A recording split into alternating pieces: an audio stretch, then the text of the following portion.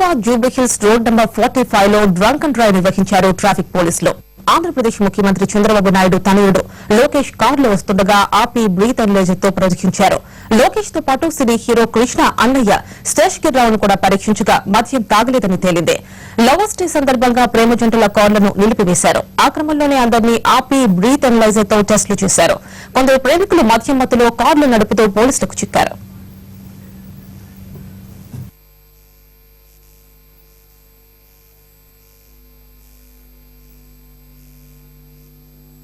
మా పై అధికారుల ఆదేశాల మేరకు ఈ drunk and driving special drive ఇక్కడ పెద్దమ్మ టెంపుల్ బ్యాక్ సైడ్ రోడ్లో చేయబడ్డది. ఇందులో 7 cars, 1 motor cycle, 1 auto, 1 tipper ఇవి పట్టుబడడం జరిగింది. ఇవన్నీ కేసు రిజిస్టర్ చేసి రేపు మంగళవారం రోజు కోర్టు ప్రొడ్యూస్ చేయడం జరుగుతుంది.